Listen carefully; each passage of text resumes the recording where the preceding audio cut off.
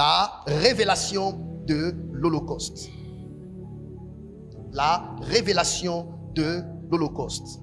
Le 31 décembre, je n'ai pas pu avoir le temps de vous révéler la pensée de Dieu pour notre communauté.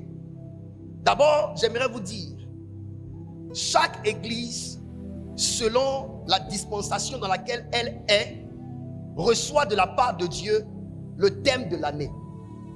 Ne pensez pas que le thème d'une année dans une église est le thème de l'année de toute l'année de manière générale. Non, non, non, non, non. La saison dans laquelle nous sommes ici est différente de la saison dans laquelle la Mecque-Vie est de l'autre côté. Pendant que dans la maison de X personnes, c'est la saison de joie. Dans la maison de Y personnes, ça peut être la saison du deuil. Donc nous ne sommes pas tous dans la même saison. On peut être dans le même sol sans subir le même sort. Donc nous sommes cette année, pour nous, Église, Maison du Trésor, nous faisons nos petits pas. Nous sommes dans l'année de l'Holocauste. C'est pourquoi nous allons dénommer ici Holocauste 2025. L'année passée, c'était Exposition 2025. Et le Seigneur nous a permis de voir, d'entendre, de connaître, de savoir. C'est un secret lié au prophétique et aux prophètes. Avec la sagesse de Dieu, j'ai pu donner quelques fragments d'informations à l'Holocauste. C'est pourquoi nous allons dénommer ici Holocauste 2025. L'année passée, c'était Exposition 2025. Et le Seigneur nous a permis de voir, d'entendre, de connaître, de savoir. C'est un secret lié au prophétique et aux prophètes. Avec la sagesse de Dieu, j'ai pu donner quelques fragments d'informations à l'église ici pour amener tout le monde à connaître, non pas à juger, mais à connaître, parce que nous ne devons pas ignorer les choses qui se passent dans notre monde et autour de nous. Cette année, nous sommes dans cette réalité de l'Holocauste 2025. Et Holocauste 2025 doit être expliqué.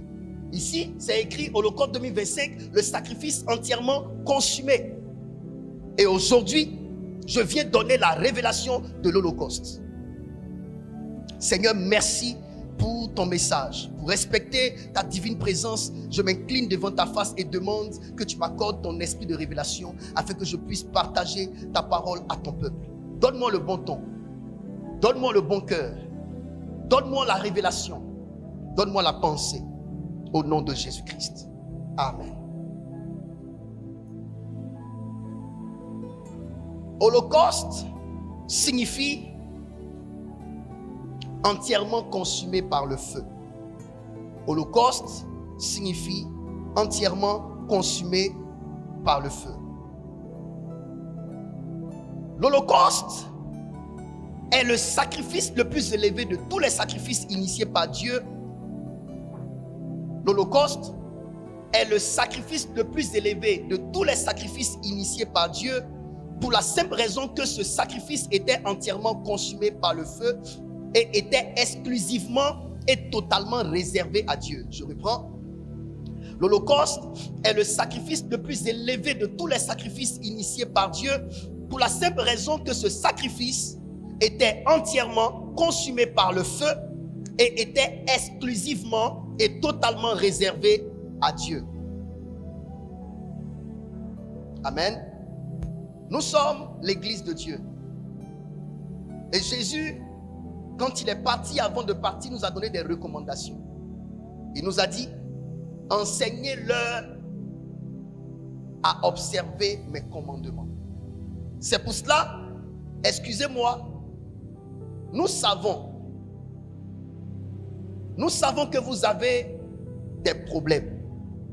Nous savons que lorsque vous venez à l'église, vous avez des défis. Mais nous ne pouvons pas toujours parler des défis dans la maison de Dieu. Parce que les défis humains, il en aura toujours et de tout genre. Nous parlons de la solution, nous parlons de votre Dieu, nous parlons de celui que vous venez servir. Nous parlons pour que vous sachiez qui il est.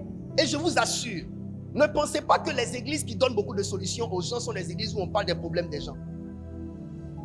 Les églises qui donnent beaucoup de solutions aux gens sont les églises où on enseigne beaucoup plus des choses qui contribuent à nous faire avancer.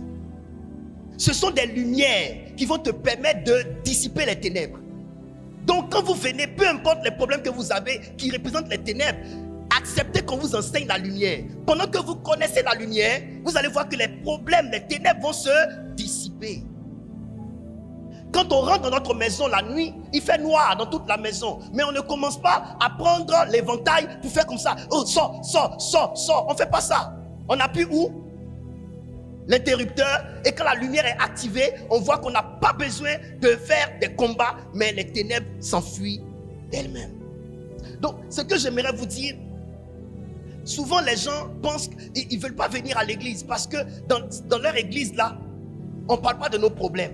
On préfère aller dans l'église où chaque fois on donne les prophéties, on parle des problèmes. Mais très souvent, ces gens d'église, remarquez, ils vont te dire, donne l'offrande, on va prier pour ça. Donne l'offrande deuxième, pour prier pour ça. Donne l'offrande troisième, pour prier pour ça. Ils sont en train de prendre de l'argent. Ils ne sont pas en train de vous aider.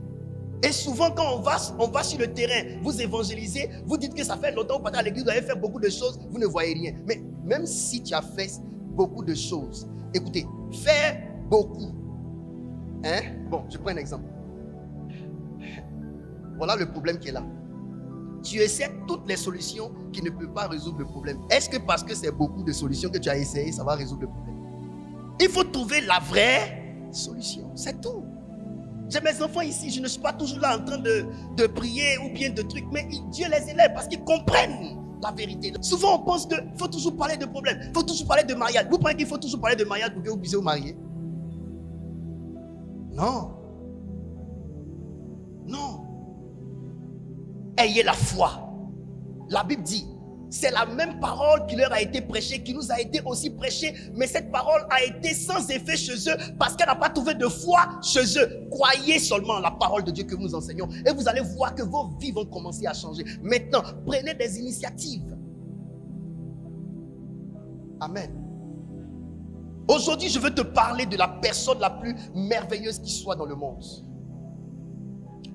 Exode chapitre 27, versets 1 à 8. Je vous exhorte à vous tenir debout pour qu'on ne perde pas cette habitude-là, pour lire la parole de Dieu, parce que nous respectons ici la parole de celui que nous adorons, qui est le Christ, le Messie. Exode le chapitre 27, les versets 1 à 8, je lis la parole. Tu feras l'autel de bois d'acacia, sa longueur sera de 5 coudées et sa largeur de 5 coudées. L'autel sera carré. L'autel sera carré. Et sa hauteur sera de 3 coudées. Et sa hauteur sera de 3 coudées. Tu feras aux 4 coins des cornes qui sortiront de l'autel et tu le couvriras d'airain.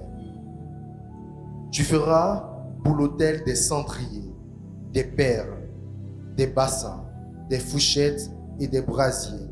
Tu feras d'airain tous ces ustensiles.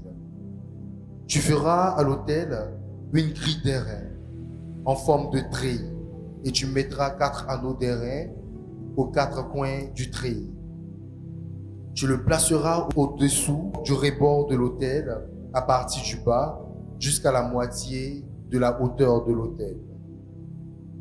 Tu feras des bas pour l'autel, des bas de bois d'acacia et tu les couvriras d'airain.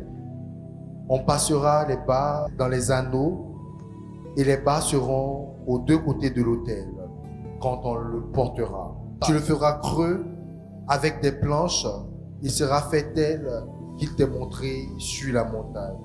Amen. Amen. Après cela, on parle de tu feras le parvis du tabernacle. Du côté du midi, il y aura pour former le parvis des toiles de fin, lin, retors, etc., etc. Asseyez-vous dans la présence de Dieu. Maintenant, j'aimerais avoir ici l'image du tabernacle. Merci au président Acré pour les écrans. Ça nous permettra d'être beaucoup plus précis dans nos enseignements. Écoutez-moi bien, écoutez très bien ce message. Sincèrement, devant Dieu, je n'ai pas préparé ce message. Je suis venu comme ça parce que moi, je suis un homme d'esprit. En tant qu'homme d'esprit que je suis, je sais quand l'esprit veut que j'enseigne. Quand il veut que j'enseigne et qu'il vient m'enseigner, il n'y a pas de problème. Je fais mon enseignement et je viens.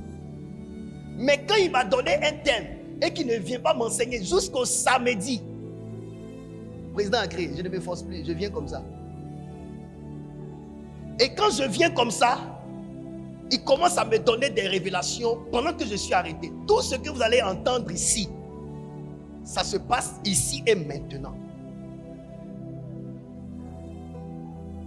C'est pour cela, on va aller doucement parce que je vais devoir interroger intérieurement l'Esprit de Dieu et l'onction de l'enseignement qui est en moi pour pouvoir trouver les paroles justes et vous enseigner. J'ai écrit juste quelques éléments pour me situer dans cet enseignement. Le thème c'est quoi? C'est la révélation de l'Holocauste.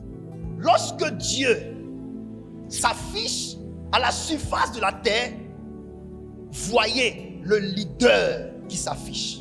Première chose, lorsque Dieu s'affiche à la surface de la terre, voyez le leader qui s'affiche.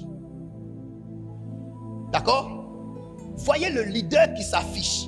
Toutes les œuvres qui émanent de Dieu sont des œuvres du leadership de Dieu. Donc, la terre a bénéficié du leadership du leader qui est Dieu. Dieu est le leader qui enfante les leaders. Suivez-moi bien. Deuxième chose que j'aimerais vous dire. Lorsque Dieu finit de créer le ciel et que Dieu met tout le décor qu'il y a dans le ciel, Dieu crée ensuite la terre. Quand Dieu crée la terre, vous allez voir que Dieu va créer un homme. L'homme que Dieu crée, Dieu le crée leader comme lui il est. Adam que vous avez vu dans le jardin d'Éden n'était personne d'autre que le leader sorti du leader Dieu sur la terre. Donc Adam était le représentant, donc le régent de l'Éternel, et il avait pour mission d'œuvrer, de guider et de gérer la terre telle que Dieu gère le ciel. C'est pour cela Dieu emploie 5 verbes. Genèse chapitre 1, attends Jésus, Genèse chapitre 1. Dieu emploie 5 verbes. On parlera même de Genèse chapitre 1, verset 26. Puis Dieu dit, faisons l'homme à notre image, selon notre ressemblance, et qu'il domine sur les poissons de la mer, sur les oiseaux du ciel, sur le bétail, sur toute la terre. Verset 28. Dieu les bénit et Dieu leur dit, soyez féconds. Premier verbe du leadership. Multipliez. Deuxième, remplissez la terre. Troisième, l'assujettissez et dominez sur les poissons de la mer. Le verbe dominer comporte l'esprit du leadership. Dominer, c'est gérer. Dominer, c'est révéler l'art du leader. Donc vous devez comprendre que Dieu n'a pas créé un suiveur, mais Dieu a créé un leader. Parce que le leader est celui qui conduit les suiveurs. Le leader, c'est celui qui gère les choses et qui emmène d'autres à gérer à sa suite. Le leader, c'est la torche de la famille. C'est à partir du leader que la famille peut avoir la lumière et se diriger dans la vie. C'est pourquoi, remarquez très bien, Satan, il ne s'en prend jamais au suiveur. Il s'en prend toujours au leader. Pourquoi? Parce que l'avenir de la famille dépend de la conduite du leader. L'avenir de la nation dépend de la gestion du leader. Faites attention aux premiers-nés dans les familles. Faites également attention, pas seulement qu'aux premiers-nés, mais aux personnes qui ont reçu l'onction du premier-né. Quelqu'un peut ne pas naître en premier, mais peut avoir l'onction d'être premier. Pourquoi? Parce que dans toute la famille, la grande sœur peut ne pas être la personne qui dirige la famille. Le petit frère qui vient à sa suite est la personne qui dirige tout. Parce que c'est la personne qui a reçu le manteau, le mandat de tout diriger. Et généralement, les leaders sont caractérisés par leur esprit de fardeau. Ils ont le fardeau de la famille, ils ont le fardeau de leur grande sœur, le fardeau de leur papa, le fardeau de leur maman. Tout leader se sent mal de voir la famille être dans la précarité. Tout leader se sent mal de voir la famille être dans la misère. Tout leader se sent mal de voir l'église être dans la précarité. Les leaders sont des personnes qui portent un fardeau sur leurs épaules. Les leaders sont des personnes qui portent des peines dans leur cœur. Les leaders sont des personnes qui ont une plus grande responsabilité, une plus grande conscience dans la famille. Tout le monde s'amuse à vivre, mais tu vas voir, lui, il est réservé parce qu'il a le sentiment qu'il faut qu'il se garde parce qu'il a une mission à accomplir pour sauver ceux qui s'amusent.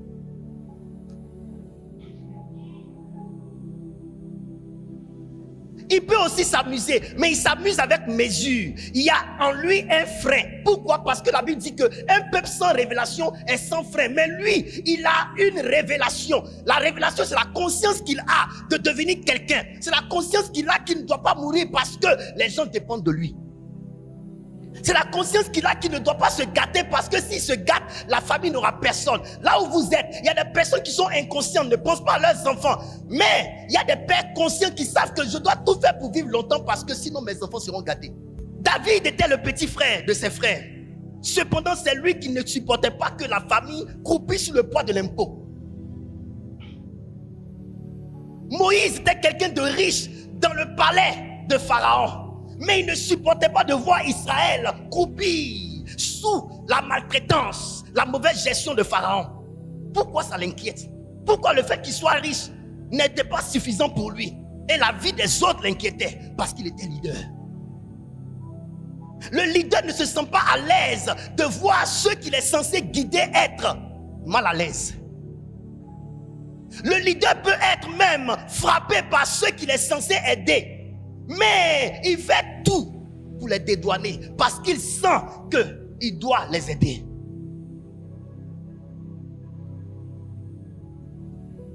Je viens doucement. J'ai commencé comme ça, je viens doucement. Je parle de leadership. Suivez-moi bien. Dieu a créé un Adam leader. Il lui dit, domine, gère, sois leader, conduis le jardin. Ça veut dire, l'avenir du jardin dépend de ta façon de le conduire. L'avenir de ce que j'ai créé dépend de ta façon de gérer. Quand Dieu t'a créé leader, il faut savoir que tu es responsable du futur, du domaine d'activité que Dieu t'a confié. Le problème, vous voulez que le domaine d'activité vous serve. Non, c'est vous qui servez votre domaine d'activité. Vous voulez que le pays sur lequel Dieu vous a établi pour que vous puissiez gérer vous serve. Non, le leader ce n'est pas le peuple sur lequel Dieu l'a établi qui le sert. Le leader c'est celui-là même qui sert le peuple sur lequel Dieu l'a établi. Parce que le futur du peuple dépend de son leadership. Et non, lui, son futur dépend du peuple.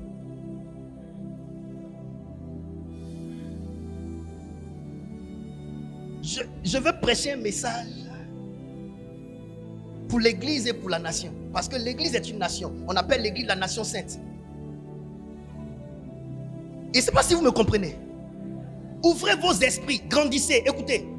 Même si vous n'avez pas eu la chance de faire école, l'église vous redonne la chance d'ouvrir votre esprit. C'est pourquoi n'acceptez pas que je sois un pasteur terre à terre. Acceptez de venir à mon niveau.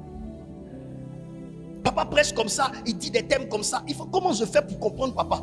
Ne cherche pas ce que papa descend toujours pour devenir un abobolé comme toi. On veut te tirer ta bobo pour que tu sois un cocody. Cocody, c'est la gloire. Abobo, c'est la gloire. On y va doucement. Dieu crée un leader. Parce que le leader a pour mission de gérer. Le leader a pour mission de se porter volontaire pour agir afin que la terre aille de l'avant.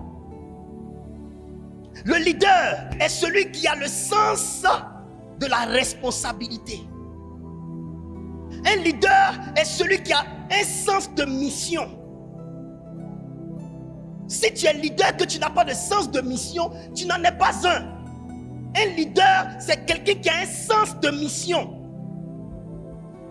Un leader sait qu'il est né pour un but. Le leader sait qu'il n'est pas né pour rien. Il refuse même de croire qu'il est né pour rien. Et quand il ne fait rien, il se sent mal parce qu'il sait qu'il a un rôle à jouer. Et quand Dieu a créé Adam, il a créé quelqu'un qui devait trouver sa place dans le monde. Et j'aimerais dire à quelqu'un ici, vous avez votre importance dans la société. Vous avez votre place dans votre famille.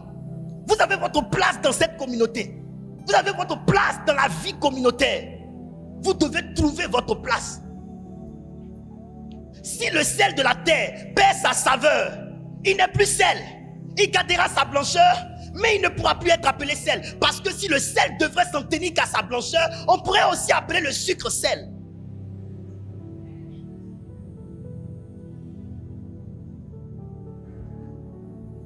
Est-ce que vous êtes avec moi?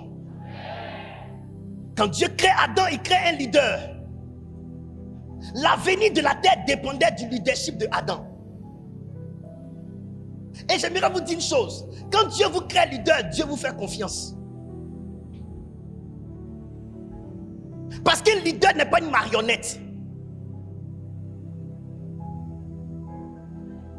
Un leader est un autre type du leader Dieu. On appelle ça le prototype. C'est un prototype de Dieu. C'est pourquoi si vous remarquez, Dieu donne juste les instructions à Adam et puis Dieu s'éloigne de Adam. Pourquoi? Parce que Dieu sait qu'il n'a rien à craindre parce que tel que Dieu lui-même est, c'est comme ça qu'il a fait Adam. On fait confiance en un leader et Dieu a fait confiance en ce leader-là. L'avenir du monde et de la terre dépendait de Adam. J'aimerais dire à papa, papa, tu confies la vie de tes enfants à Dieu, mais ne fuis pas ta responsabilité de gérer l'avenir de tes enfants. Parce que le futur de tes enfants ne dépend pas que de Dieu, ça dépend aussi de ton leadership. Si tu mets ton enfant dans des mauvaises écoles, tu vas détruire l'éducation de tes enfants. Si tu exposes ton enfant à des films porno, tu vas détruire le monde intérieur de ton enfant. Et ça, n'attends pas Dieu pour faire ça. Parce que, écoutez, tu es Dieu détaché du ciel sur terre. J'ai dit quoi? Tu es Dieu détaché du ciel sur terre. C'est pourquoi il dit, ne dis pas que tu aimes Dieu que tu ne vois pas si tu es ton frère. Parce que ton frère, c'est Dieu homme.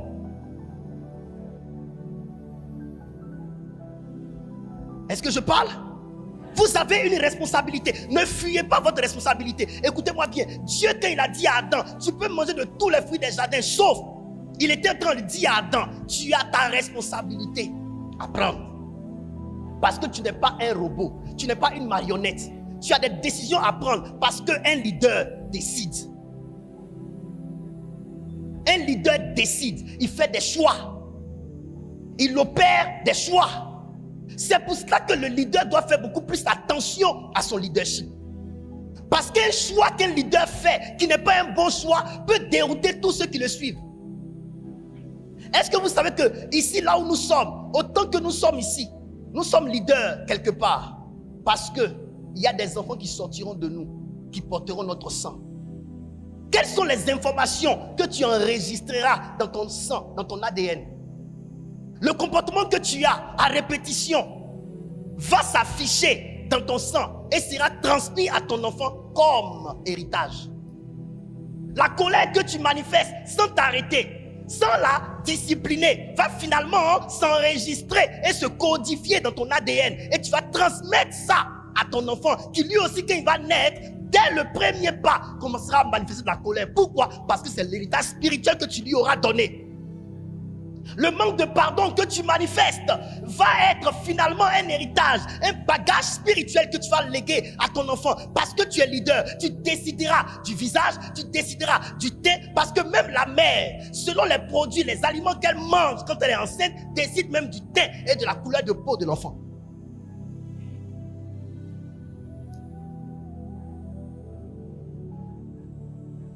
On est là? Je suis en train de vous montrer votre responsabilité dans la gestion du monde, dans la gestion de vos enfants, dans la gestion des hommes, dans la gestion des destinées. Ne pensez pas que lorsque vous laissez les enfants regarder la télé, regarder certains films qui ne peuvent pas leur permettre de se construire positivement, vous êtes en train de faire du mal à quelqu'un d'autre. Vous faites du mal à votre progéniture et au monde parce que vous êtes des leaders. Mais des leaders inconscients.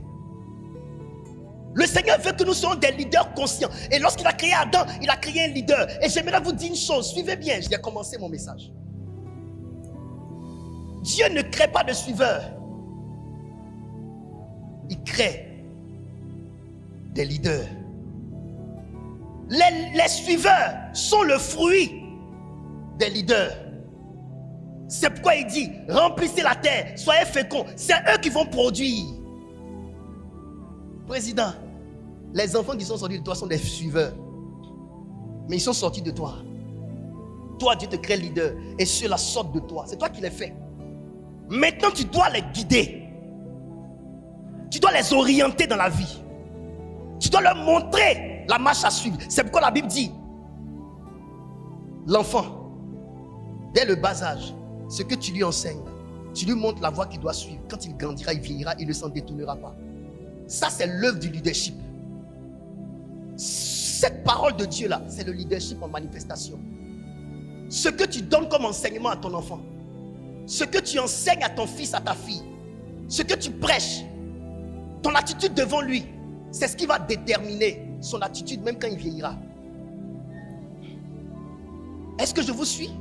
Donc aujourd'hui, souvent, on est étonné de voir nos enfants et nos familles se détruire. Et on pense que c'est Dieu qui en est responsable. Non, Dieu n'est responsable en rien. Nous avons nous-mêmes dirigé nos familles dans les ténèbres. Nous avons, nos papas et nos mamans ont dirigé leurs enfants dans le noir, dans la mauvaise voie. Ça peut faire mal au papa. Si ça vous fait mal, rectifiez votre manière de faire. Réorientez vos enfants. Redonnez l'éducation qu'il faut à vos enfants. Mais je vous dis, il y a des choses qu'on ne peut pas placarder dans l'esprit des gens quand ils sont devenus déjà grands. C'est quand ils sont bébés. Ils sont malléables, modelables. On peut les transformer, les malaxer. C'est là qu'on met ces choses-là en eux. Si tu habitues ton petit garçon à s'abreuver avec la bière quand il est bébé, mais quand il grandira, mais il n'aura que le goût de la bière dans sa gorge. Et demain tu diras, pasteur, mon enfant est alcoolique, prie pour lui. Comment le pasteur peut faire ça aussi vite? Quelque chose que tu lui as donné pendant ses 20 ans, 30 ans de vie. Comment on peut régler ça en un jour? Parce que Dieu est puissant. Mais c'est le Dieu puissant qui dit d'instruire l'enfant selon la voie qu'il doit suivre. Quand il vieillira, il ne s'en détournera pas.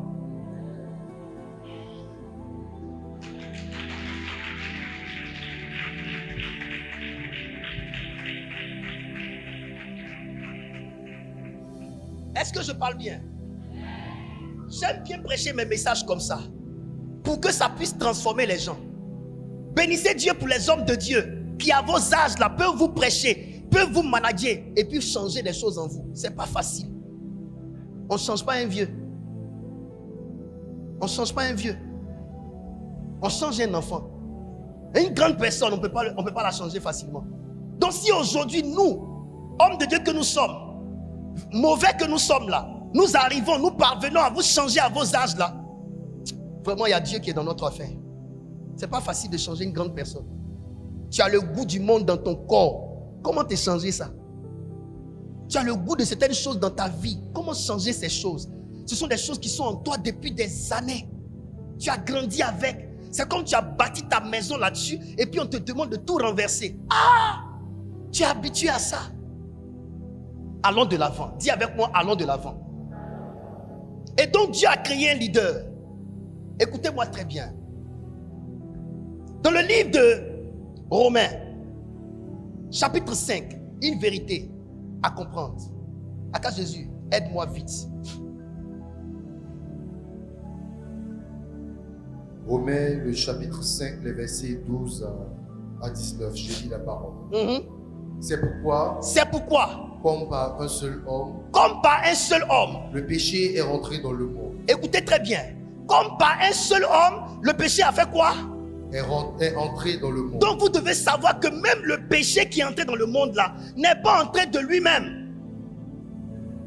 Le leader est la porte qui a fait entrer le péché. Suivez-moi très bien, écoutez-moi très bien. Quand vous êtes un leader, vous êtes une porte. Vous êtes une porte d'entrée. Une porte sert à entrer et à sortir. Une porte aussi sert à être ouverte et à être fermée. Donc, ouvrir la porte peut faire entrer des gens. Et peut faire sortir des gens. Fermer la porte peut condamner des gens. Donc, vous, en tant que leader, vous devez savoir que vous êtes une porte. À côté de cette porte-là se décident des entrées et sorties. Un père peut être la porte qui donne accès aux esprits dans la vie de ses enfants. Un père peut être aussi la porte qui donne accès à Dieu dans la vie de ses enfants. Là où les esprits sont rentrés dans nos vies, ce sont nos parents qui ont décidé cela. C'est pourquoi la Bible dit, les parents ont mangé le raisin vert et c'est les dents des enfants qui ont été agacées. Ça veut dire que les parents ont pris une décision de faire rentrer les raisins verts dans leur bouche. Et les enfants ont subi les conséquences. Donc, les suiveurs sont les victimes des décisions des leaders. C'est pourquoi le leadership, c'est un cours qu'il faut réellement apprendre. Le leadership, c'est une vie qu'il faut chercher à connaître. Le péché est entré par un homme. Ça veut dire, un homme a pris la décision de faire entrer le péché. Maintenant, continue mon fils. Comme par un seul homme, le péché est entré dans le monde, et par le péché, la mort. Est-ce que vous savez que le péché a entraîné un courant? Dans le péché se trouve un courant. Dans le péché se trouve la mort. Donc, le péché qui a en son sein la mort ne pouvait pas communiquer la mort à l'humain si le leader qui était la porte de l'humain n'ouvrait pas la porte à ce péché. Parce que le péché est entré par un homme. Mes amis, même si les assaillants sont puissants et ont des armes, et que les assaillants là veulent rentrer dans notre pays, mais la Côte d'Ivoire constitue des portes. Il y a des portes d'entrée. On appelle ça les frontières. N'est-ce pas? Ou bien, vrai ou faux? Si nos frontières sont blindées et fermées, il sera difficile à ces personnes avec toute leur puissance de destruction d'entrer. Donc, peu importe la volonté du péché de communiquer la mort à l'humain, si l'humain qui était la frontière n'avait pas libéré les frontières, il ne pouvait pas, le péché, entrer avec la mort. J'aimerais dire aujourd'hui, dans ta famille, sois la frontière qui bloque le mal et qui empêche le mal d'entrer dans la vie.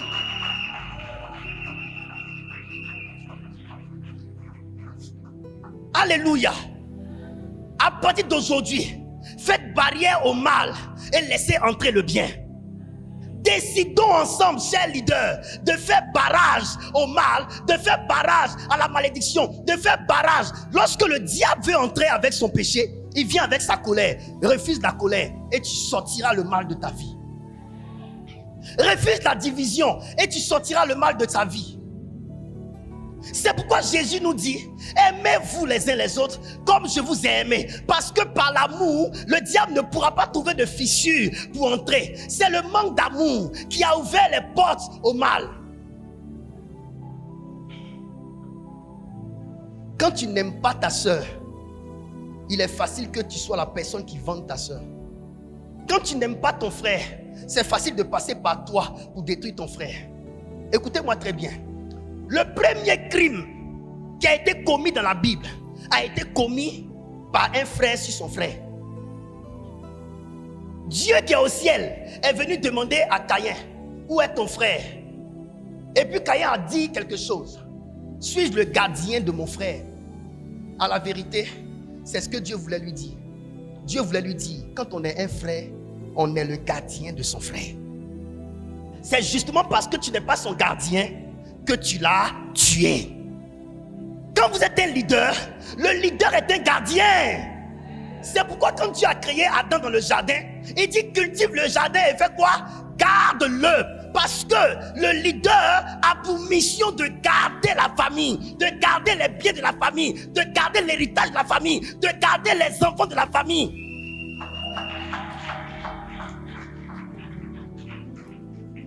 Je suis un leader. Écoutez-moi très bien. Quand le mal veut attaquer la famille, le mal n'attaque pas les enfants. Le mal attaque le papa. Le mal attaque la maman. Le mal attaque l'aîné. Le mal attaque la personne qui défend la famille. C'est pourquoi dans la Bible, dans le Nouveau Testament, Jésus a dit que je frapperai le berger et le troupeau se dispersera. L'objectif, c'est de disperser le troupeau, mais l'unité du troupeau, l'union du troupeau est la conséquence logique de la gestion du leader, du berger. C'est le berger qui rassemble le troupeau. Les animaux n'ont pas d'éducation pour pouvoir rester dans un endroit immobile. Ils aiment aller ici, à gauche et à droite. C'est le berger qui les rassemble. Chou, chou, chou, chou, chou. Rentrez là, chou. C'est le berger qui fait ce travail-là, avec 2 bâtons dans sa main. Le berger a 2 bâtons, la houlette et le bâton. Il utilise le bâton pour toucher les animaux qui viennent s'attaquer à ses brebis. Et il utilise la houlette pour attaquer la brebis en attaquant sa patte et en la faisant rentrer dans le troupeau. C'est pour cela, la personne la plus ciblée dans une communauté ne s'appelle pas enfant, ça s'appelle papa. La personne la plus ciblée dans une communauté, dans une famille, ne s'appelle pas bébé, ça s'appelle maman, ça s'appelle papa. Écoutez-moi bien. Quand le diable veut détruire une famille, le diable vise les têtes. Parce que c'est les têtes qui décident de comment va la famille. C'est pourquoi on doit prier pour toi. C'est pourquoi on doit prier pour toi. C'est pourquoi on doit prier pour toi. Et c'est pourquoi on doit prier pour toi. C'est pour ça que vous devez veiller sur vos vies. C'est pourquoi vous devez jeûner et prier. Ne restez pas là, vous asseoir pour acclamer. Parce que vous qui gardez la famille, vous qui êtes leader, c'est vous qui êtes visé. Vos enfants n'ont pas le pouvoir de se protéger, mais c'est vous qui protégez vos enfants. Ah!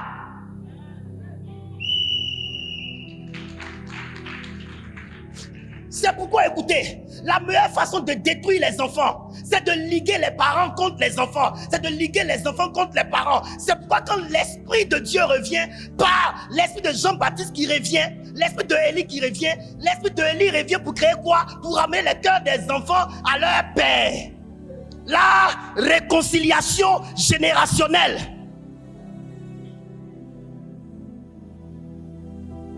Décide d'abandonner la colère que tu as contre ta fille. Décide. Cette colère-là est un abandon de poste. J'ai dit quoi? Cette colère est un abandon de poste. Tu es là pour garder. Mais quand tu te mets en colère, tu abandonnes le poste. On vient à tes frontières, il n'y a personne pour barrer. Il n'y a personne pour faire front aux démons. Ils entrent. Pourquoi certains enfants spirituels sont morts? C'est parce que les parents n'ont pas été là. Pourquoi Lazare est mort? Marie et Marthe ont dit à Jésus, si tu étais là, Lazare n'allait pas mourir. Pourquoi? Parce que tu es le garant de la vie de Lazare. Ne quitte pas ton poste. Souvent les enfants sont chiants. Pourquoi? Parce que l'esprit qui est derrière, le péché qui est à l'extérieur du troupeau et qui veut détruire les enfants, est là-bas et puis il fait des tours aux enfants. Ils énervent les enfants pour que les enfants énervent le papa, pour que le papa quitte son poste afin que lui rentre et détruise tout le monde.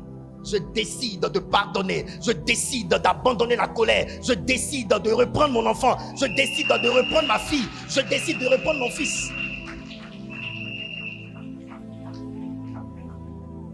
Ta colère peut être justifiée dans une certaine mesure, mais ça ne pourra pas faire revenir ton enfant qui meurt après ça.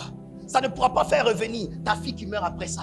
Tu vas regretter toute ta vie. C'est pourquoi je vous dis, être leader, c'est une responsabilité à vie. Je parle à quelqu'un? C'est une responsabilité à vie. Le péché est entré par un homme.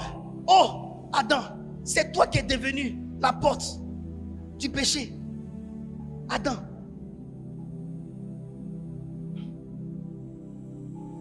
Ce que l'humanité est devenue, l'humanité n'est pas devenue ce qu'elle est devenue de par sa volonté, mais c'est de par la mauvaise gestion du leadership de Adam.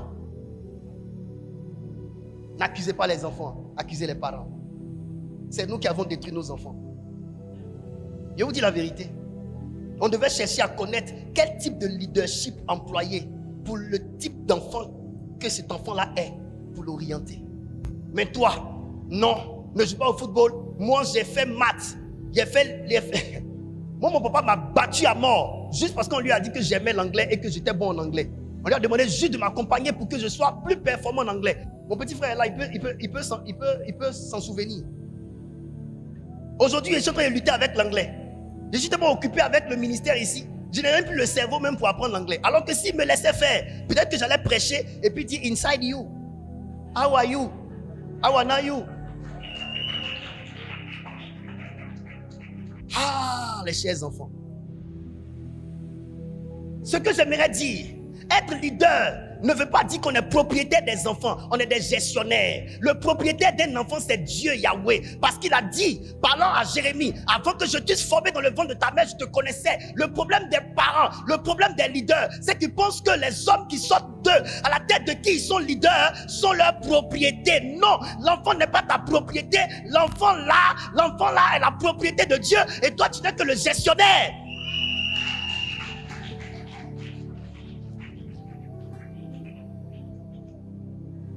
C'est pour cela, tu dois comprendre que celui qui a créé l'enfant va mettre en l'enfant ce que l'enfant doit faire dans la vie et l'enfant va aller dans ce sens. Et toi, tu dois chercher à connaître ce qui anime l'enfant pour l'orienter. Marie a su que l'enfant qu'elle portait n'était pas un chouchou, il n'était pas un bijou, mais c'était le Messie. Le nom que tu donnes à ton enfant dépend de la révélation que tu as de l'enfant. Quelle révélation as-tu eue sur ton enfant?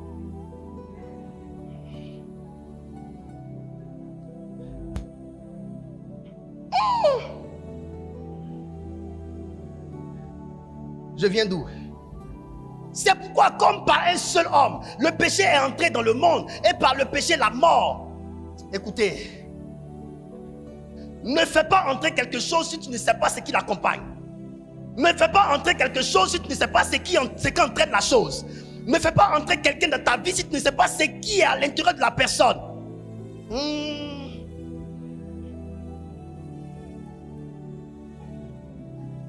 Si tu confonds l'abeille au papillon, tu vas t'attirer la poudre de papillon au lieu du miel.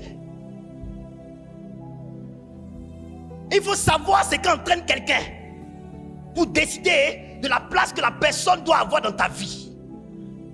Il y a des personnes qui parlent bien. Le dehors c'est du miel, mais l'intérieur c'est amer. Fais attention à qui tu fais rentrer dans ta vie, à la chose que tu fais rentrer dans ta vie. Les gens sont amusés à regarder des films pornographiques. Ils se sont retrouvés à devenir des PD, des lélés, des hé. Parce qu'ils n'ont pas su ce que cela entraîne. Les films là entraînaient quelque chose. Les films là entraînaient un autre courant. Camarade, ce que tu l'es devenu par ce qui est à l'intérieur de ce que tu as regardé. On a vu d'abord le péché, mais le péché, et par le péché la mort. Le péché entraîne la mort. S'il avait vu la mort dans le péché, il aurait évité la mort.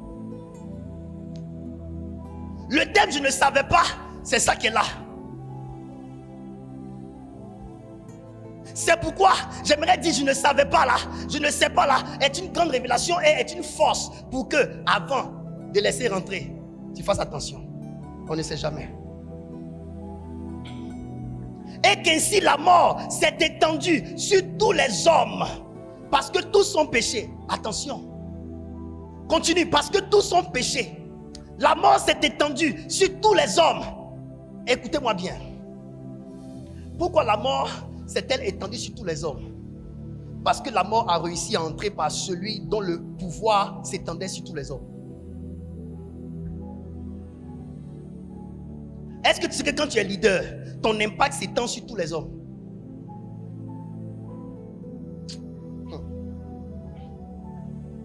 Le leader Adam avait un pouvoir qui s'étendait sur toute l'humanité. Est-ce que vous savez ça? Vous avez du pouvoir, mais vous ne savez pas. Regardez, quand vous voyez le péché est entré, la mort ensuite, et qu'ainsi la mort s'est étendue sur tous les hommes, cela voudrait dire Adam. Le leadership d'Adam s'étendait sur tous les hommes. Ça veut dire, tous les hommes dépendaient du leadership d'Adam. Fais attention. Ce qui prend le contrôle de ta vie va prendre le contrôle de tout ce que tu es censé couvrir. Ce qui prend le contrôle de ta vie va prendre le contrôle de tout ce que tu es censé couvrir. À la limite de ton impact. Ce qui entre en toi va travailler à la limite de ton impact. C'est pourquoi faites attention à vos décisions.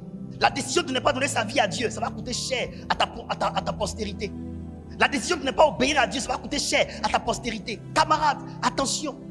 La décision d'abandonner le travail là, ou bien de prendre ce travail là, ça va avoir un impact sur tes enfants, sur toute ta génération. Tout ce que nos parents adoraient avant, aujourd'hui nos enfants en souffrent jusqu'à ce jour. Pourquoi? Parce qu'ils sont morts, mais leur sang continue de circuler dans nos veines. Est-ce que je parle à quelqu'un? On peut avancer? Car jusque-là le péché était dans le monde. Or le péché n'est pas imputé quand il n'y a pas de loi. Allons-y. Cependant, oui, la mort a régné depuis Adam jusqu'à Moïse. Jusqu'à Moïse. Même sur ceux qui n'avaient pas péché. Par une transgression semblable à celle d'Adam. Vous voyez? Ceux même qui n'avaient pas péché par une transgression semblable à celle d'Adam ont été même impactés. Des innocents ont été impactés. Mais qu'est-ce qui a fait que les innocents ont été impactés? Parce qu'ils ne sont pas tant innocents. Leur culpabilité vient du fait qu'ils sont nés de lui. C'est ça le leadership. Tu sors de moi, même si tu n'as pas fait ce que j'ai fait aussi là, mais tu payes les conséquences. Moi, est-ce que moi j'étais là quand mes aïeux adoraient leur fétiche? Mais innocemment, je suis impacté par ça. Pourquoi? Parce que je viens d'eux. Je suis la continuité de leur vie. Est-ce que vous voyez jusqu'où peut aller les décisions que vous prenez aujourd'hui? Il y a beaucoup de choses que vous avez eues en vous, que vous avez fait en vous, qui n'étaient pas de votre fait, mais c'était du fait de ce que vos parents ont fait. Vous avez payé juste. Mais aujourd'hui, nous pouvons prendre de bonnes décisions. Maintenant, allons-y. Lequel est la figure de celui qui devait venir. Très bien, allons-y. Mais il n'en est pas du don gratuit, comme de l'offense. Comme de la faute, oui. Car si l'offense d'un seul, il en est beaucoup qui sont morts. Oui. À plus forte raison, la grâce de Dieu et le don de la grâce venant d'un seul homme, Jésus-Christ. Continue. Ont-ils été abondamment répandus sur beaucoup? Et il n'en est pas du don comme celui qui est arrivé par un seul qui a péché, car c'est après une seule offense que le jugement est devenu condamnation, tandis que le don gratuit devient justification après plusieurs offenses. Très bien, continue. Si par l'offense d'un seul, la mort a gagné par lui seul, a regagné par lui seul, à plus forte raison, ceux qui reçoivent l'abondance de la grâce et du don de la justice régneront-ils dans la vie par Jésus-Christ lui seul. Suivez-moi bien, je vous explique quelque chose. Rapidement, on va à l'Holocauste, très rapidement. Lorsque, par Adam, le mal s'est étendu sur toute l'humanité, Dieu, quand il va vouloir résoudre ce problème, ne va pas faire venir une organisation. Le problème ici était un problème de leader. Dieu ne s'est pas attaqué aux conséquences. Il s'est attaqué à la source. Amen. Amen. Suivez-moi très bien. Le monde dans lequel nous sommes est textuellement à l'image des leaders qui conduisent le monde. La Côte d'Ivoire n'est pas comme elle est à cause de Dieu. La Côte d'Ivoire est comme elle est à cause de ceux qui guident la Côte d'Ivoire. Les églises ne sont pas comme elles sont parce qu'elles devraient être comme elles sont. Les églises sont comme elles sont à cause du leadership de ceux que Dieu a établis sur les églises. Si dans une église, il y a l'homosexualité, c'est parce que le leader qui est établi à la tête est pour l'homosexualité.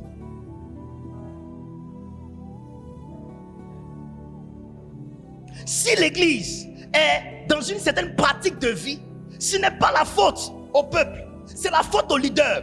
Parce que le leader a le pouvoir de faire sortir ces choses-là de l'église. Et donc quand Dieu regarde la terre, il voit que la terre est devenue ce qu'elle est devenue, pas parce qu'elle devrait devenir cela. Elle est devenue ce qu'elle est devenue à cause de la mauvaise gestion du leader qu'on appelle Adam. Ma prière ce matin, c'est que tous ceux qui sont leaders dans les familles, que Dieu leur donne d'avoir une bonne approche dans leur gestion de vie. Grand frère, grande sœur, attention à votre façon de gérer la famille. Attention au caractère avec lequel vous gérez la famille, la vie communautaire. Grand frère, grande sœur, même si tu n'es pas grand frère, mais c'est toi qui es devenu grand frère finalement, parce que c'est toi que Dieu a élevé, à qui tu as donné l'argent et qui aide tout le monde. Attention avec le caractère avec lequel tu vas gérer la famille. Ça va décider soit de l'amélioration, soit de la destruction. C'est pourquoi je prie pour les leaders ce matin. Je prie pour les têtes ce matin.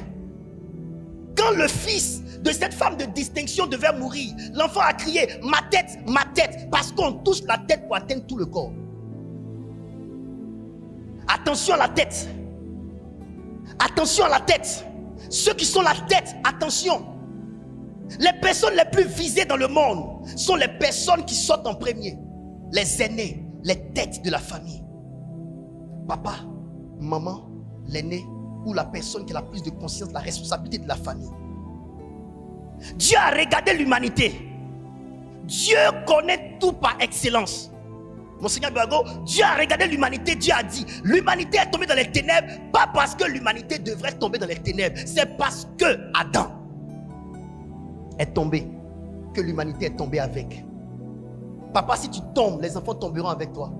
Maman, si tu tombes, les enfants tomberont avec toi. Attention. C'est pourquoi on doit prier pour nos parents. On doit prier pour nos bergers. On doit prier pour les hommes de Dieu qui nous guident. Parce que notre devenir dépend de leur leadership. Si ton père spirituel est aveugle, il te conduira dans le noir. Si ton père est aveugle, il te conduira dans les ténèbres. Attends, dites-moi, vous êtes fatigué de continuer, d'avancer. Quelle est la solution que Dieu a trouvée? Si le problème a été causé par un leader, la solution serait trouvée par qui? Un autre leader, mais un meilleur leader. C'est pourquoi on dit si par un seul le péché est entré et ensuite la mort, alors par un seul aussi. Alléluia. Les versets qui suivent même disent, par la désobéissance d'un seul, la mort est entrée dans le monde, mais par l'obéissance d'un seul, la vie. Donc vous devez comprendre, Dieu n'a fait que remplacer les leaders. Lorsque dans l'équipe joue mal, on parle de l'entraîneur parfois. On change d'entraîneur.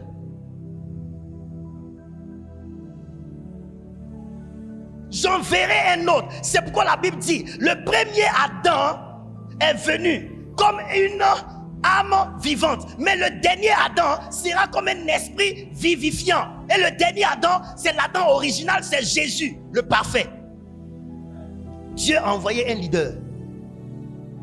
On ne résout pas les problèmes en touchant aux conséquences des problèmes. C'est le problème qui crée les problèmes.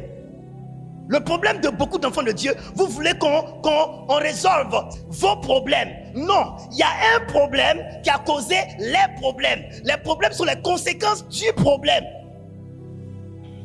Le problème là, c'est une décision. Le problème là, c'est un choix que tu as opéré. Mais tous les problèmes que tu vois maintenant là, ce sont les conséquences du seul problème. On ne résout pas les problèmes, on résout le problème. Le péché était un problème. La mort sur tout le monde. La mort se manifestait de diverses manières. Maladie, blocage, malédiction. Ça, c'est les problèmes. C'est beaucoup dans ton corps. Mais il faut résoudre le problème. Est-ce que tu comprends ça? Il faut résoudre le problème. La femme souffrait de perte de sang, n'est-ce pas? Elle pensait que c'était ça le problème. Non, le problème c'était sa solution qu'elle cherchait. Elle s'est dit en elle-même qu'il fallait aller chez les marabouts, chez les féticheurs, chez les médecins. C'était ça qui était le véritable problème. Elle voulait calmer le sang. Arrête de vouloir calmer le sang. Si je puis seulement toucher le pan de sa robe. Quand elle a pensé ça, elle a touché, ça s'est arrêté. Quand tu as touché le problème, les problèmes s'arrêtent. Et Dieu a envoyé Jésus. Jésus était la solution. Maintenant, ce Jésus-là, qui est-il? Dans Hébreux 5, il a dit, tu n'as voulu ni holocauste, ni sacrifice, mais tu m'as envoyé moi pour que je vienne. Il est question de moi dans le rouleau. C'est maintenant que je vais prêcher.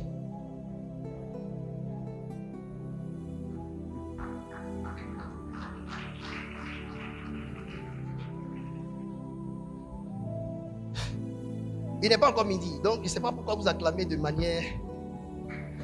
Acclamez bien.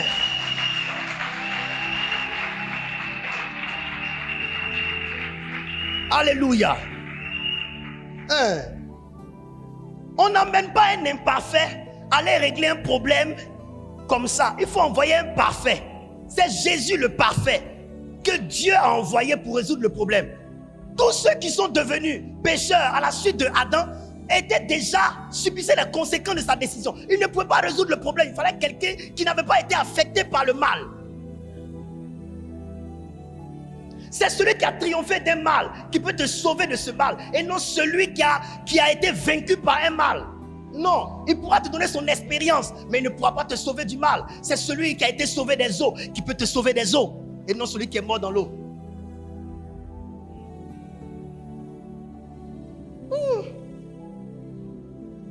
Je peux prêcher? Regardez ceci. Depuis la chute de Adam, vous savez, il y a une chose extraordinaire que Adam a perdu. Adam a perdu l'esprit de Dieu. Tous ont péché, sont privés de la gloire de Dieu. Moïse a marché avec Dieu, arrivé un moment, avec tout ce que Dieu faisait avec lui. Mais Moïse n'était pas satisfait. Moïse a dit, je veux voir ta gloire. La gloire que Moïse voulait voir là, il voulait maintenant voir Dieu. Mais Dieu comme un esprit. Dieu dit, tu ne peux pas me voir et vivre. Il y a quelque chose que Moïse sentait qui n'allait pas dans sa relation avec Dieu. C'est que Dieu composait avec lui. Dieu lui parlait certes, mais il n'avait pas permanemment la présence de Dieu avec lui. Il n'avait pas l'esprit de Dieu. Et je vous dis, tout le travail de Jésus a été parachevé par le don de l'esprit. C'est justement ça là qui manquait à l'homme. L'esprit pouvait descendre, venir composer avec l'homme un temps donné et repartir. Est-ce que vous savez que quand vous aimez vraiment une personne, qu'elle vient, elle vous comble, mais quand elle s'en va, elle crée un vide. Donc du coup, tu veux la personne permanemment. Pourquoi on pleure toujours nos parents? Parce qu'ils ne sont plus là. On a leurs photos, on a leurs lettres, on a leurs trucs dans nos têtes, mais on ne peut plus les toucher, on ne peut plus les écouter, on ne peut plus les attendre. Ce n'est plus la même chose. Même si tu as une vidéo, ce n'est plus la même chose. Et il y avait une grande douleur que ressentait Moïse dans son cœur après que Dieu soit venu marcher avec lui pour opérer des miracles. Dieu partait. Il dit, je veux voir ta gloire. Il voulait être permanemment avec Dieu. Et Dieu savait que c'est ce qu'on a perdu par la mauvaise décision là qu'on va rechercher. Et c'est ce qu'il nous faut pour quand même nous aider à nous retrouver. Il y a beaucoup de personnes ici qui, un temps donné, ont eu une opportunité dans la vie qui leur permettait de se sentir à l'aise dans la vie. Quand vous l'avez perdu jusqu'à ce jour, vous continuez de chercher ça. Il y a des gens qui ont perdu un mari. C'est quand tu l'as perdu que tu as apprécié le bonheur de l'avoir. Aujourd'hui, tu cherches ce mari-là, même dans le nouveau avec qui tu es. Tu ne trouves pas. Tu souffres. Et tu cherches toujours, tu cherches. Tu es avec quelqu'un, mais quand on te dit tu es avec quelqu'un, tu dis, je suis seul. Parce que ce n'est pas encore ce que tu veux. Tu recherches quelqu'un qui t'a marqué en la personne. C'est pas facile de vivre sans ce qui nous a comblé autrefois qu'on n'a pas apprécié. Et je vous dis, sur la terre ici, il y a des gens et il y a des choses que quand tu as perdu, tu ne retrouveras jamais. Parce que ce sont des choses et des personnes uniques. Moi, Franco-Maric, je me vante un peu. Je suis unique. Il n'y a pas mon deux. Non. Tu es unique. Sincèrement, Dieu nous a créés uniques. Mais on enseigne ça, c'est vrai. Mais il y a des gens, ils sortent de ta vie et puis tu ne regrettes pas. Parce qu'ils ne sont pas mieux. Mais il y a des personnes, quand tu les as perdues, tu vas regretter toute ta vie. Parce que comme cette personne-là, il n'y en a pas encore. Il n'y en a pas. Attention aux personnes qui se bonifient, qui s'améliorent, qui se développent. Dieu, il dit non. Il y a quelque chose qui manquera à mes enfants. Aujourd'hui, je vais vous emmener à comprendre l'importance d'avoir la présence de Dieu avec soi. Si vous voulez connaître l'importance de la présence de Dieu, goûtez au départ de la présence. Quand vous n'avez plus la présence de Dieu, vous saurez ce que c'est que la présence de Dieu avec soi. Quand la présence de Dieu vous quitte, je vous dis, même les injures, les petits injures, ça vous blesse. Mais quand vous avez la présence de Dieu en vous, ça ne vous dit rien. L'Esprit de Dieu est comme un amortisseur. Et des choses qu'on te fait, ça ne te dit rien quand il est là en toi. Mais quand l'Esprit de Dieu n'est plus là, je te dis, même piqûre de moustique peut te tuer. C'est ça de quoi je vous parle. Quand vous commencez à ne plus être dans la présence de Dieu, les petits trucs là commencent à vous impacter. Alors que quand vous avez la présence de Dieu avec vous, vous ne considérez pas les choses comme ça. Ça ne vous dit tellement rien. Quelqu'un est en train de vous énerver, c'est lui-même, il se fatigue. Mais quand l'Esprit de Dieu quitte votre vie, quand vous sortez de la présence de Dieu, vous devenez fébrile. Vous devenez fébrile, faible. Tout vous énerve. Petite net, tu es en colère. Petite net, tu es en colère. Petite net, tu es en colère. Mais quand l'Esprit de Dieu est en toi, il te dit, quand quelqu'un commence à faire, toi-même tu rentres dans la chambre. Et Dieu dit, je vais venir habiter au milieu de mon peuple. Quand il a pris Moïse, il a dit à Moïse, fais un tabernacle comme je te montre au ciel. Selon le modèle que je te montre au ciel, c'est ce tabernacle-là qui est là. Le tabernacle a été la préfiguration du temple futur, mais qui est l'émanation du temple que le corps de l'homme constitue. Mais parce que Dieu ne pouvait pas habiter dans le corps de l'homme à cause de ce que l'homme avait péché, et quand lui avait le péché, il fallait que Dieu montre son plan. Je t'ai construit, je t'ai fait toi, esprit, âme et corps. Le temple que vous voyez, le tabernacle, vous voyez la première partie là s'appelle le parvis. À l'intérieur de là où c'est carré là, il y a le lieu saint, et encore devant il y a le lieu très saint. Suivez très bien, regardez sur l'écran. Ce que vous voyez là, c'est le tabernacle. Le tabernacle que vous voyez là, voyez ça comme le corps de l'homme. Le tabernacle que vous voyez là est christocentrique. Ça veut dire que ça représente le Christ, son histoire, ça représente son témoignage. Regardez, vous voyez que la petite case qui est au milieu là fait que c'est comme ça. Si on prend le tabernacle d'une manière, ici là c'est bombé. Vous voyez? Ici là c'est bombé. Et puis l'autre côté est affaissé. Vous comprenez? Et ici, dans le livre de Nombres, lorsque le peuple d'Israël marchait, parce qu'il y a 12 tribus, le tabernacle était au milieu. Ils ont pris ça sur leur épaule. Ils marchaient, ils partaient comme ça. Avec ce que vous voyez. Il y avait des peuples au nord, des peuples ici de l'autre côté et l'autre côté. Et quand on regarde de la montagne, quand tu vois le peuple rassemblé en bas, autour de ça, tu vois la croix. Oui, tu vois la croix. Et ce que vous voyez qui est au milieu là, le lieu saint, le lieu très saint, est dessus comme ça, comme Jésus qui est à la croix, mais qui est dessus comme ça. Est-ce que vous voyez? C'est pourquoi c'est pourquoi Balaam a dit, quand il a regardé du haut de la montagne, il a jugé que le peuple d'Israël en bas était un peuple beau et magnifique. Ce thème-là révélait qu'il avait vu la croix et qu'il ne pouvait pas maudire le peuple. Pourquoi? Parce qu'il y avait la croix sur le peuple. Suivez-moi bien. Dieu, tout ce qu'il dit, tout ce qu'il fait est un message. Donc ça, c'est l'intention de Dieu d'habiter, tabernacler, habiter au milieu de son peuple. Mais ça représentait son œuvre de résolution du péché de l'humanité. Et quand vous voyez ça, vous voyez, il y a un plateau qui est là. On appelle ça la cuve des reins. La cuve des reins. Le plateau que vous voyez là, vous voyez? Vous voyez pas le plateau? Il y a ici un autel où il y a le feu, le brasier. Et puis il y a devant une cuve. Le peuple d'Israël se mettait dehors. Là que vous voyez là, ouvert là, c'est le parvis. Le parvis était ouvert. Le soleil et la lune donnaient de leur lumière au parvis. Le peuple était dehors, n'avait pas le droit de franchir le tabernacle. Qu'est-ce que Dieu va faire? Le péché de l'humanité était tel que, dans le livre de Habakkuk chapitre 1, la Bible dit que les yeux de Dieu sont trop purs pour voir le péché. Et donc, qu'est-ce que Dieu faisait? Dieu a initié un sacrifice qu'on appelle l'Holocauste. C'est l'Holocauste seulement qui pouvait résoudre le problème du péché dans l'ancienne alliance. Et Dieu a instauré qu'on emmène un agneau. Alléluia. Un agneau. Et cet agneau-là, quand on le faisait venir, c'était un animal sans tache ni ride. Il devait être un animal sans défaut, propre, pur et sain. Et on prenait cet animal. On prend cet animal, il ne fallait pas 2 agneaux ni 3. Il fallait juste un seul animal. Je vais vous parler. Il fallait juste un seul animal. Le peuple d'Israël était dehors. Le peuple d'Israël ne pouvait pas recevoir de Dieu la bénédiction. Pourquoi? Parce que le péché du peuple était aux yeux de Dieu. Dieu ne pouvait pas bénir le peuple.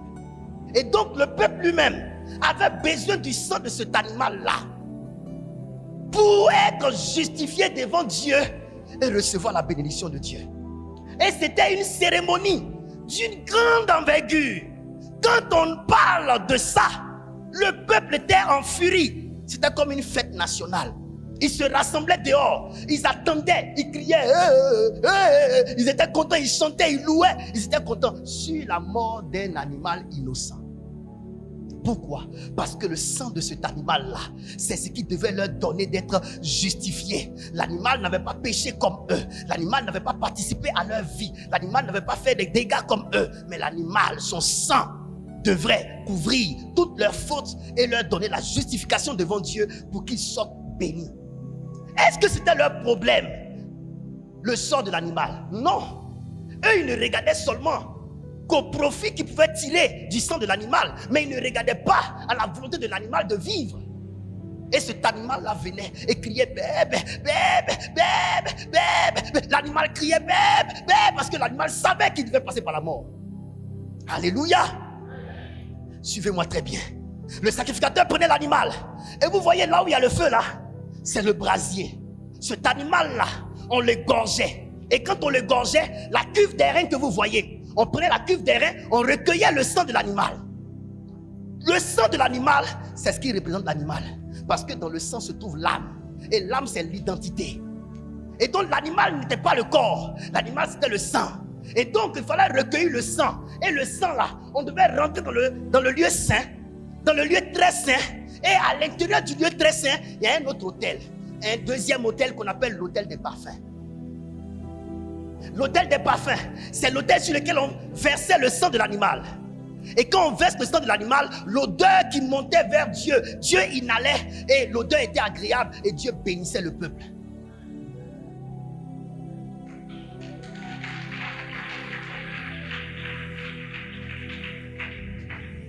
Suivez-moi très bien. Et après ça, on prend l'animal et on met sur ce brasier.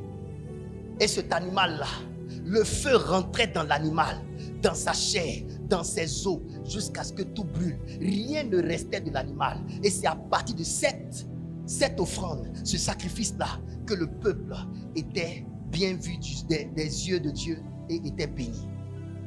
Qu'est-ce que je suis venu dire? Ça, c'était dans l'ancienne alliance. Mais dans le livre de Hébreux chapitre 8 verset 5, la Bible dit que tout ce qui s'est passé dans l'ancienne alliance était l'ombre des choses à venir. Ça veut dire, c'était une œuvre préfiguratrice de l'œuvre de Christ, de son sacrifice et de sa mort. Alléluia. Est-ce que vous me comprenez? Un peu comme dans l'ancienne alliance, quand Moïse s'en va vers le rocher et qu'il frappe le rocher et que l'eau sort du rocher et que le peuple boit, le Nouveau Testament, Paul dit que le rocher était l'image de Christ. Donc, Jésus-Christ était toujours là, même à l'ancienne alliance, mais sous forme de symbole.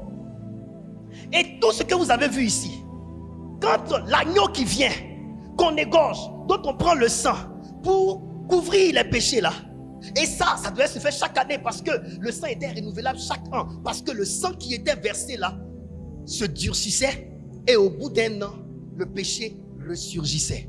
Vous voyez que le problème du péché était grave. Et il fallait renouveler le sang. C'était comme ça que les choses se passaient. Mais le tabernacle était christocentrique. Ça révélait le futur de Christ Jésus qui allait venir à la croix, mourir pour nous. C'est pourquoi, à Jésus, suis-moi. Lorsque Jean-Baptiste était assis comme ça, avec ses disciples, il a vu Jésus qui passait. Il s'est levé parce que Jean-Baptiste venait d'une famille de sacrificateurs. Et les sacrificateurs connaissent la sacrificature. Les sacrificateurs connaissent ça. Le père de Jean-Baptiste est sacrificateur. Il s'appelle comment? Zacharie. Zacharie, à l'heure de l'autel de parfum, quand il allait offrir le parfum sur l'autel, Gabriel est sorti devant lui pour lui annoncer que son fils naîtrait. Donc c'est quelqu'un qui connaissait l'histoire de la sacrificature. Ils avaient la révélation que ça qu'ils pratiquaient là allait se manifester physiquement par la personne que l'animal représente en vrai.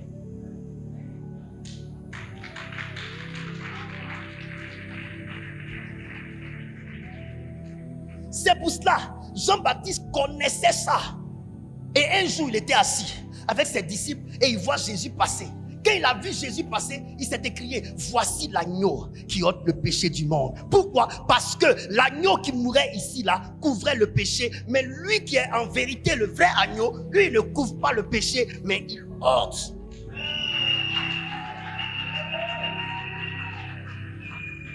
Il ôte le péché de l'humanité. Et Jésus marchait comme ça. On disait de lui qu'il était l'agneau de Dieu qui ôte le péché du monde. Il savait que c'est de lui qu'il s'agissait, mais il savait que ce n'était pas une petite œuvre. Le temps n'était pas encore arrivé qu'il passe par là. Donc, il s'amusait à faire des guérisons, à prêcher, à faire des miracles. Un jour est arrivé, président Accré. La Bible dit, une grande angoisse a pris Jésus. Parce qu'il était maintenant à 2 doigts de ça. C'est pourquoi je suis venu te parler de l'Holocauste. Qu'est-ce que l'Holocauste, mes chers enfants? Écoutez-moi très bien.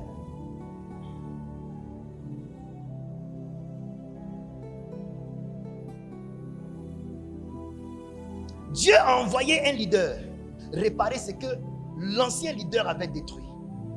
Et je vous dis, être leader n'est pas chose facile. Suivez-moi très bien dans ma conclusion. L'œuvre, cette œuvre-là, n'est pas l'œuvre des enfants. J'avais déjà prêché ce thème avec beaucoup plus d'émotions. Mais aujourd'hui, je ne veux pas entrer dans les émotions. Je ne veux pas qu'on pleure. Je veux vraiment expliquer les choses. Être leader, mes chers enfants, pour beaucoup de personnes, être leader est une gloire. Mais j'aimerais vous dire, être leader n'a rien de glorieux. Être leader, c'est un sacrifice. Être la tête est un sacrifice. Être devant est un sacrifice. Je disais hier au président Accré, quand on faisait notre réunion, je lui disais que j'ai été avec ton chauffeur dans le véhicule. Et pendant que nous, on était en train de vouloir chercher de l'eau pour faire le voyage, le chauffeur allait acheter 2 pots de codis. Je lui dis, mais toi, si tu vas boire 2, c'est pas trop grave. Il dit, papa, il faut que je boive ça pour être en forme, pour ne pas dormir sur la route. Et l'Esprit de Dieu dans la voiture a commencé à m'enseigner. Pourquoi? Parce que moi, je me suis mis derrière. Et tu sais quelle position j'ai pris? Je me suis couché. J'étais couché dans la voiture. Et le pauvre monsieur, lui, ne pouvait pas dormir. Il avait peut-être sommeil. Mais il ne devait pas se donner le droit de dormir. Ses pieds travaillaient, ses mains travaillaient, tout travaillait en lui. Ses yeux travaillaient. Il est comme ça, et moi je suis couché. Étant couché, le Seigneur a commencé à m'expliquer. Il dit, regarde, voici l'œuvre du leader. Un leader ne peut pas se donner de repos. Regarde-toi, tu dors. Jusqu'à vous êtes arrivé à Yamoussoukro, tu ne savais même pas. Parce que tu dormais. Mais quand tu te lèves, tu dis, on est où? Il te répond tout de suite, papa, on est à Yakro. Le leader doit faire attention à la route. Il a non seulement la responsabilité de la vie de la personne, du passager que tu es, dans sa main, et il a également lui-même la responsabilité de sa vie. Lui, il te surveille et il se surveille, mais toi, tu ne le surveilles pas.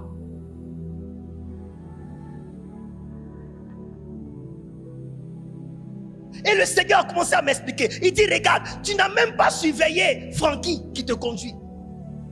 Tu as passé tout ton temps endormi, mais Francky te surveillait. Il s'appelle Franck comme moi. Francky te surveillait. Il était obligé de boire 2 pots de codis pour se maintenir en forme. Parce qu'il ne doit pas dormir. Parce qu'un leader n'a pas le droit de dormir en route. Remarquez très bien, les leaders ne se donnent pas de sommeil là où les suiveurs se donnent de sommeil. Et souvent c'est eux les leaders. C'est à eux qu'on ne rend pas la tâche facile. On exige beaucoup des leaders sans nous rendre compte des sacrifices que les leaders font pour nous les suiveurs. Pourquoi Jésus était-il obligé? Pourquoi alors devrait-il passer par là? Parce qu'il est le leader envoyé. Écoutez-moi très bien mes chers enfants. Un leader n'a pas de vie pour lui. Suis-je en train de me justifier? Non. Mais c'est la réalité du leadership. Un leader n'a pas de vie pour lui. Être devant n'a rien de glorieux. Être devant est difficile. Président a créé. Vice-président, être devant est difficile. À deux fois, vos femmes ne savent pas combien de fois c'est difficile pour vous d'enlever l'argent de popote et faire les dépenses. Elles exigent. Elles pensent que vous avez plus que ça dans vos poches. Être leader n'est pas facile. Être leader est très difficile. Être leader est très difficile. C'est justement parce que Jésus-Christ a été appelé comme le leader qui devait venir sauver ce que le premier leader a détruit, qu'il est passé par toutes ces choses. Est-ce que Jésus n'avait pas envie de vivre? Si. Regardez dans les églises. N'avez-vous jamais vu des gens qui font des offrandes pour que la mort prématurée ne les prenne pas? La mort, c'est quelque chose qui est redouté par plusieurs personnes. Parce que les gens savent que mourir, c'est l'arrêt des projets. Souvent, tu viens à la tête d'une nation. Ton projet de société, tu ne peux même pas commencer à travailler dans ton projet de société. Pourquoi? Parce que le leader qui est passé avant toi a causé des dettes que tu dois chercher à combler avant de commencer à faire ce que tu dois faire. Et ça va te prendre même tes 5 ans de mandat. Et vous savez, Jésus est venu réparer. Ça veut dire que ce que lui-même il devait faire, peut-être qu'il n'a pas pu le faire. Parce qu'il devait réparer ce qu'un autre a gâté. Regardez le ministère que nous avons pris des mains de Jésus. Comment nous faisons le ministère? S'il était là, il allait faire mieux. Mais parce qu'il n'avait pas assez de temps, il devait travailler dans un court instant pour réparer ce que quelqu'un a détruit. Pendant tout ce temps, en 3 ans seulement. Être leader n'a rien de glorieux. Écoutez-moi bien. Être leader signifie être le sacrifié.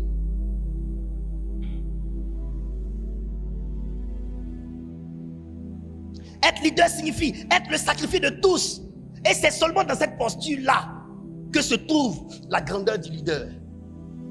Être leader signifie être le sacrifié de tous. Et c'est seulement dans cette posture-là que se trouve la grandeur du leader. La grandeur d'un leader ne se trouve pas dans le fait qu'on l'acclame. La grandeur d'un leader se trouve dans le fait qu'il soit le sacrifié de tous. C'est dans cette posture-là que se trouve la grandeur du leader. Parce que très peu de personnes peuvent mourir. Vous pensez que mourir, c'est pour les enfants? Mourir pour plusieurs, vous pensez que c'est pour les enfants? Mourir pour plusieurs est la chose la plus honorable qui soit dans le monde des martyrs. Dans les nations, on célèbre les martyrs. Pourquoi? Parce que mourir martyr, c'est une gloire. Et tout le monde ne peut pas mourir pour tous. Et c'est ça être un leader. Je peux continuer? Tous ceux qui sont appelés à sauver ont goûté à la mort d'une manière ou d'une autre. Tous ceux qui sont appelés à sauver ont goûté à la mort d'une manière ou d'une autre. Il n'y a pas quelqu'un qui est appelé à sauver qui n'a pas goûté à la mort d'une manière ou d'une autre.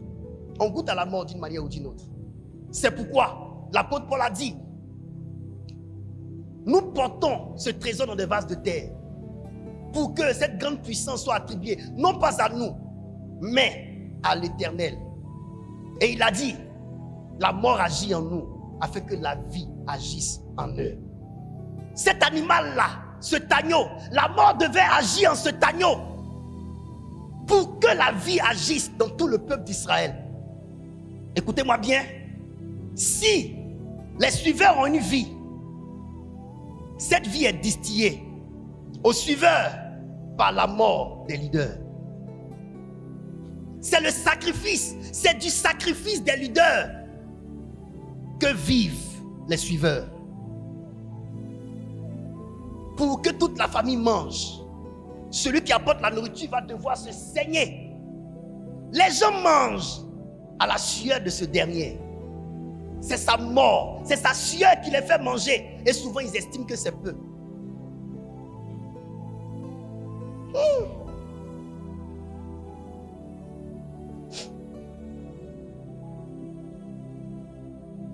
Est-ce qu'on peut avancer?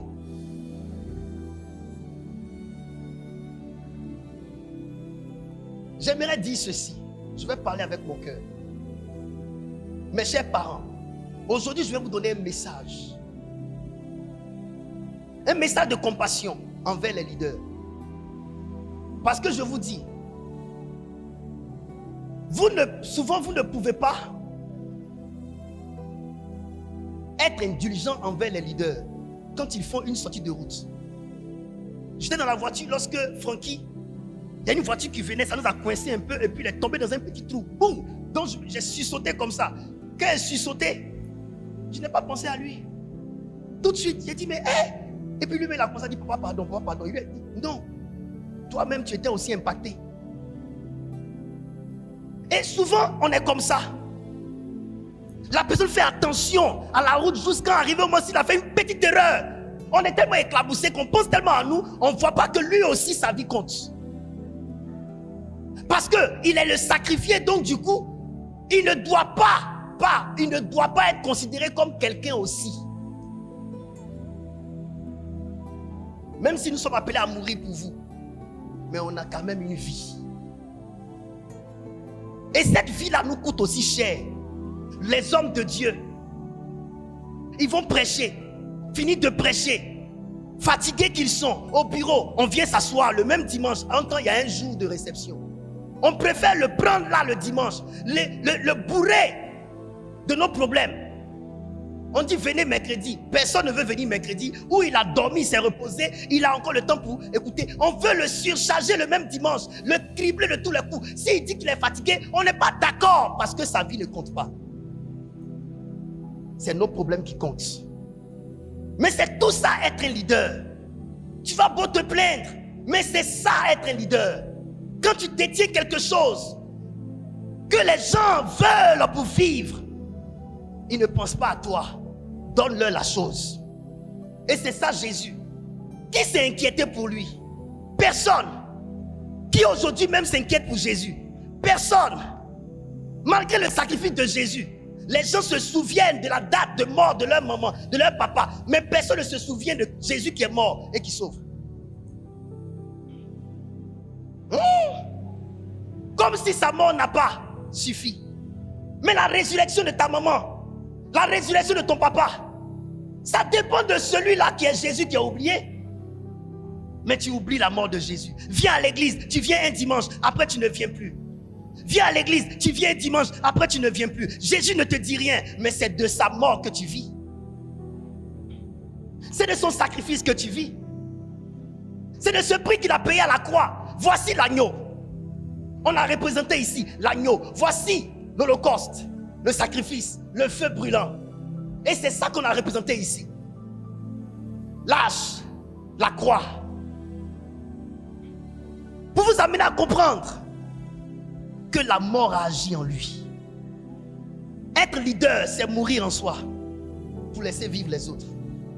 Et je vous dis, à part Jésus, le leader qu'il est, il n'y a pas un autre leader parfait comme lui. Nous tous qu'il a pris après lui pour faire son œuvre, il sait très bien que nous tomberons parfois.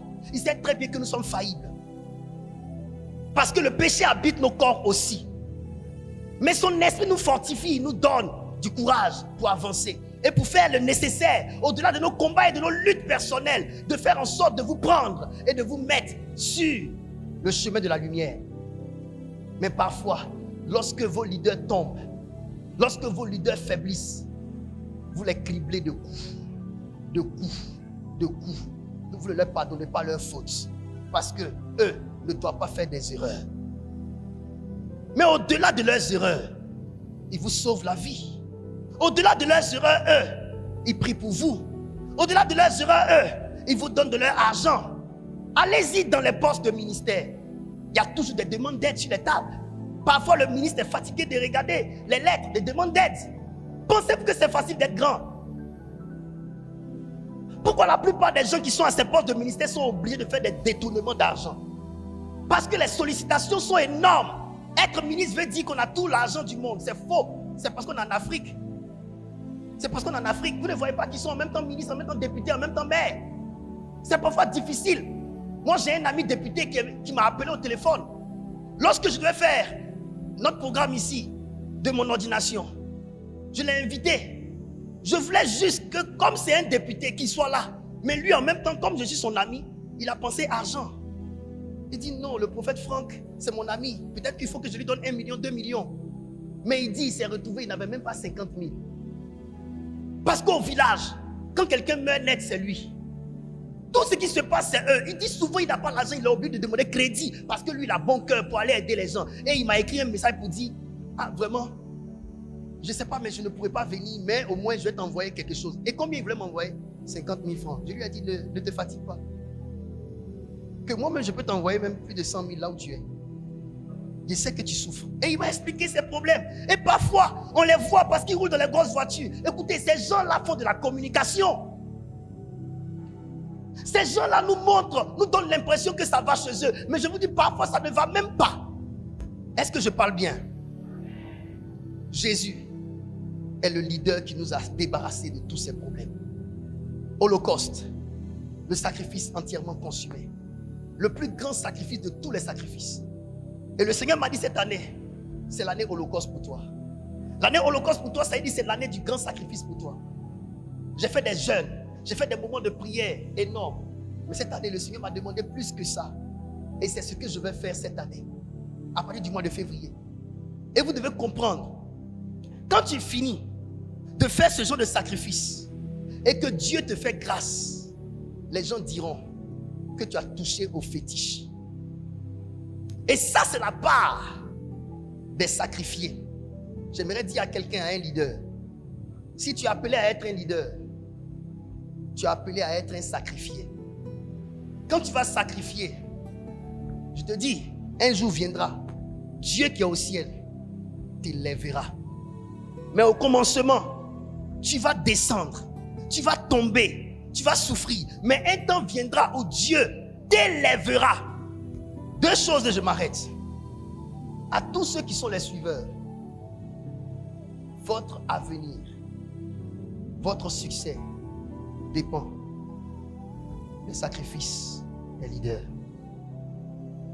À tous ceux qui sont les leaders, ne vous attendez pas au bonheur tout de suite venant des hommes. Attendez-vous, préparez-vous à être des sacrifices tous les jours de votre vie. Et attendez-vous à votre bonheur de la part de l'Éternel. C'est lui qui récompense ceux qu'il a choisis. Pourquoi Dieu n'acceptera jamais qu'un leader qu'il a choisi, qui a un bon cœur? J'aimerais dire ceci. Dieu ne nous choisit pas, comme le prophète Ikané a dit. Il ne nous choisit pas à cause de notre vie. Il nous choisit à cause de notre cœur. J'aimerais dire, tout bon leader que Dieu choisit connaît des temps de faiblesse. Et c'est justement dans nos temps de faiblesse que nous découvrons véritablement l'aide qu'est le Dieu qui nous a appelés.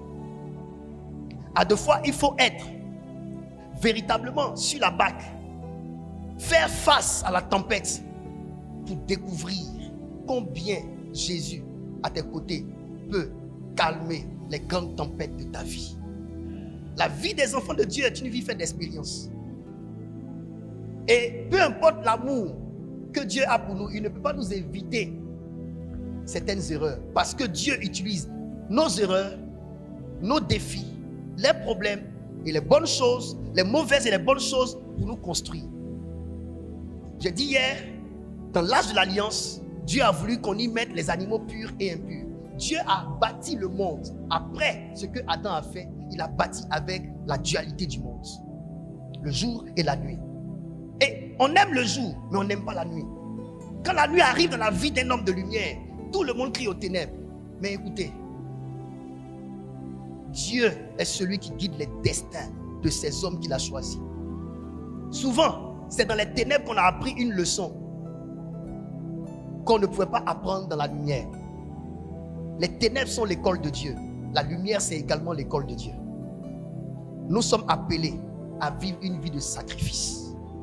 Et le monde tel qu'il est temps de devenir, si tu n'as pas l'esprit de sacrifice, si tu n'es pas un homme prêt à sacrifier, tu ne peux pas avancer. Vous ne pouvez pas atterrir sur l'autel de parfum si vous n'êtes pas passé par l'autel de la mort. Pour que demain, ton ministère soit apprécié de tous, il faut que ton ministère passe par la mort. Vous ne pouvez pas voir la vie sortir de vous et affecter des vies si la mort n'est pas entrée en vous. Il faut que la mort agisse en nous afin que la vie agisse en plusieurs. Pendant que nous sommes persécutés, nous, de qui vous devez recevoir, nous sommes attaqués et même parfois par vous, c'est de ces attaques-là que sorte la vie pour que vous puissiez vous vivre. Et moi, je veux dire quelque chose à tout le monde aujourd'hui. Je bénis Dieu de mes erreurs. Oui, j'ai dit ça hier à mes enfants. J'ai dit, ne soyez pas toujours là à regretter vos erreurs. Parce que la plupart de notre maturité là, nous devons ça à nos erreurs que nous avons commises dans le passé. Moi, je bénis Dieu de mes erreurs. Que je sois tombé à gauche ou à droite, moi, Franck Omaric, je bénis Dieu. Parce que si ce n'était pas une leçon de l'Éternel, je serais resté dedans. Mais j'ai compris que c'était juste un lieu de passage. Quand je marche dans la vallée de l'ombre de la mort, ce n'est pas un lieu où il faut siéger. L'Éternel est avec moi. Il a été avec moi, c'est pourquoi je me suis en sorti. Je ne suis plus là où j'étais. Je ne suis plus là où j'étais. C'est maintenant que tu as appris que je suis passé par là. Et donc tu as actualisé ma vie de derrière. Mais je ne suis plus là où j'étais. Tu m'as connu comme colérique avant. Mais c'est maintenant que tu viens d'apprendre. Je ne suis plus l'homme colérique d'avant. J'ai changé. Oh Ananias, va dans cette contrée. Il y a un homme qui s'appelle Paul. Va le sauver. Il dit va lui imposer les mains pour que ses yeux s'ouvrent. Il dit n'as-tu pas appris? Cet homme-là persécute l'église. Il dit c'est son passé. C'est son passé. Même une minute après ce que tu as fait est déjà dans le passé.